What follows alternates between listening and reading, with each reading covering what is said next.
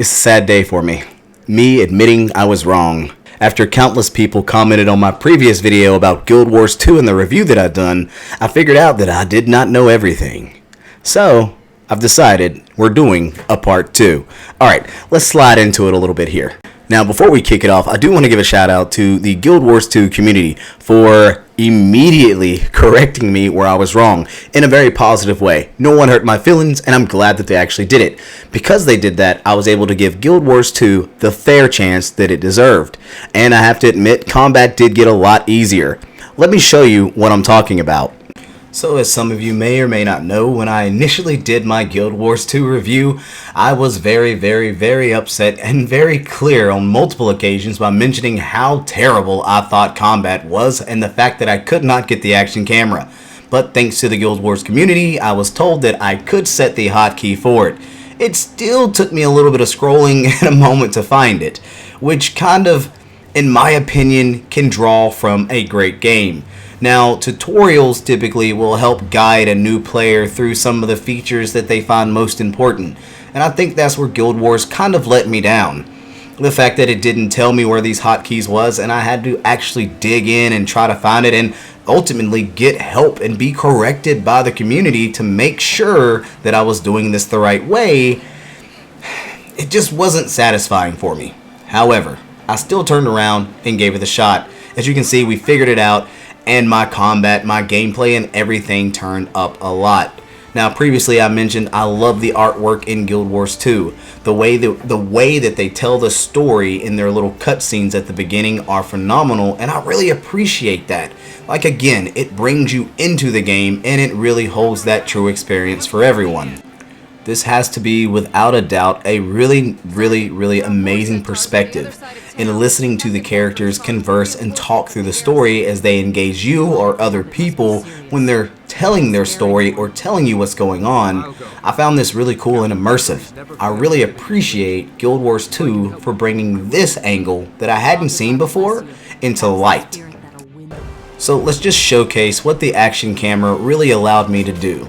It created a flow in combat that I didn't get to experience initially, allowing me to kind of do what I normally do, play with the keyboard a little bit, look around, aim where I want to target, and not have to click and drag, which can be kind of distracting for me and how I enjoy playing any game, and especially MMOs and RPGs alike.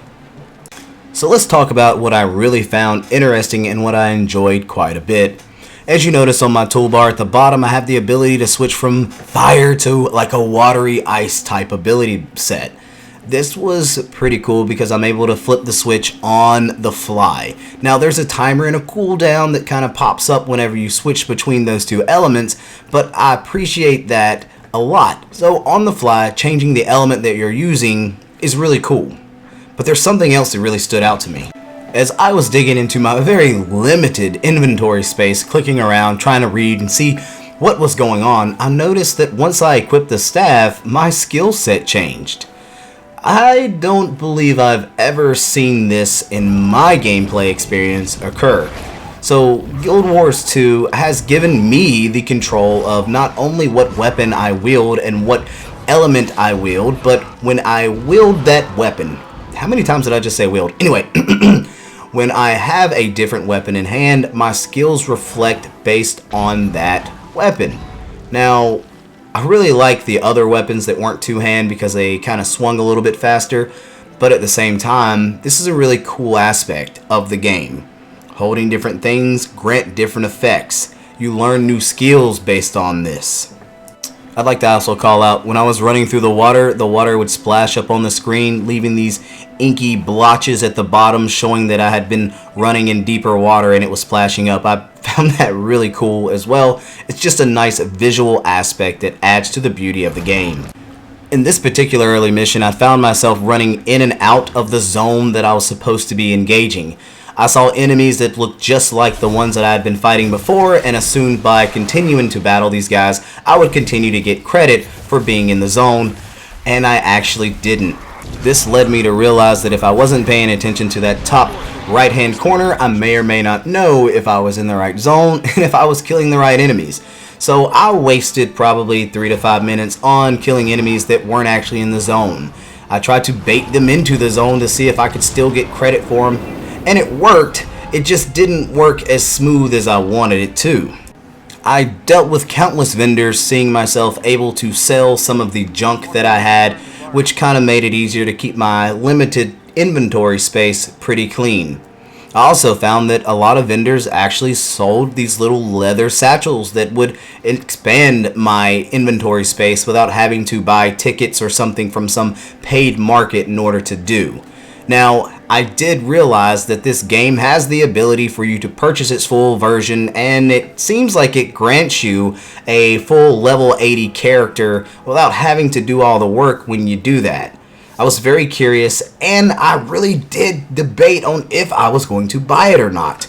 I didn't, because I'm a little tied up in all the other MMO action that I have going on in my life, so I don't know. But, you know, if you're watching this video and you've purchased it, I'd love for you to leave in the comments, like, what do you like so much about it? Why did you buy it? And what makes this one of the biggest MMOs in a lot of people's opinion as far as its style and its gameplay?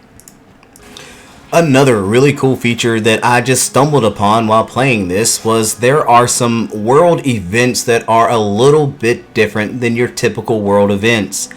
I found myself assisting in the escorting of this carriage with a mule on it, which took a little while, but was actually still yet pretty cool.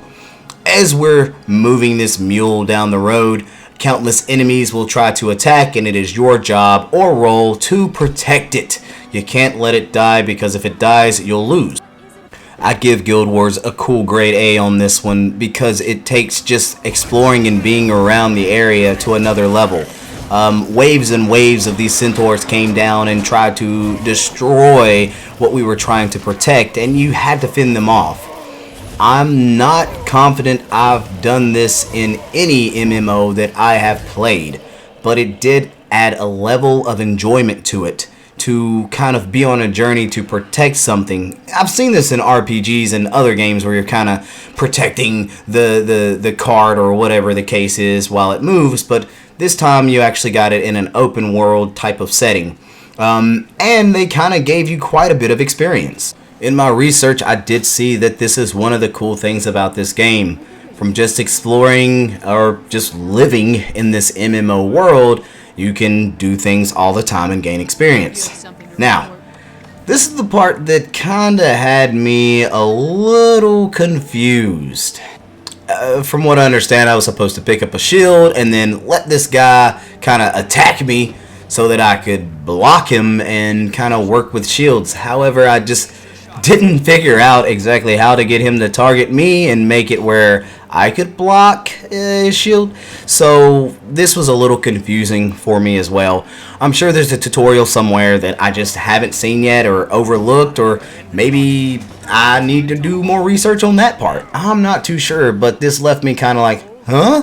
And I moved on. I attempted to see if I could actually do some weapon smithing or armor smithing, which it seems like it relies on recipes, and you use those recipes to actually use the things that you found in and around the world to craft. But as of right now, I still yet have not figured out exactly how to do that. Again, I would have almost expected that because I talked to a weaponsmith, you know, maybe they would have given me a quest or a tutorial quickly on how to craft or how to find recipes aside from buying them. Maybe they'd give you one and let you test it out. But like I say, I could be missing things because I've moved around in the game to try to explore and understand more. But as of right now, no clear way. As a gamer, I've always played the game and used the tutorials to explain a lot of the basic things, and I didn't see that this was an advanced part. I thought weaponsmithing and crafting was always kind of like a basic thing they would teach you, but I didn't get any of that from this part. Guild Wars 2 has a massive map that you can uncover as you explore. That is exciting, and it does make me want to play it a little bit more. Well, it's just not on my top list at the moment, unfortunately. I'll admit, my first review probably didn't have all the goods and bads in there like it should have, but this time I've got you guys. Guild Wars 2, to wrap and sum it up. A huge map, a lot to do, a lot to explore. Once you get that action camera going, the combat system feels really smooth for me, and I really enjoyed the fact that whatever weapon I was holding altered how my abilities looked and played out. And for the Elementalist class, the fact that I could swap back in between the two elements that I had the opportunity to unlock, I found a lot of cool value in that as well, because even what I'm carrying weapon-wise changes either one of the element styles or what they do. With daggers, I was able to dash around, and with staffs, I was able to cast these huge, okay, yeah, you get what I'm saying. I was able to cast AoE spells. But the only thing that I'm really not excited about when it comes to Guild Wars 2 is the lack of tutorial that I've received so far. I pride myself in being someone who can hop in and play a game and use the tutorials lightly to get a good understanding and be able to figure out the rest on my own. Guild Wars has not led me in a way that made me feel very confident in my ability to uncover and figure things out, meaning I will have to take more time to figure things out and less time really engaging in playing the game. I don't want to be hand-fed personally, but I do like a good tutorial to help me get a good grip and a good grasp on the game before I fully dive in. I'll still give Guild Wars a good 6 out of 10 out of my scale. I would play this game, and like I say, if you've got friends, anything's better. If I had a good guild to play with in Guild Wars, I'd probably enjoy it a lot more because I'd have the support from them to explain some of the detailed things that I just yet have found out or understand. Again, Guild Wars 2, it's a good game. 6 out of 10. I would say play it if you know what you're doing or if you've got some buddies. But if you're kind of doing it solo, you're probably going to have to do quite a bit of research to uncover and figure out the real deal. But that's it, guys. That's the real review. I appreciate you guys coming back to the channel. And as always, thank you, and we'll see you next time.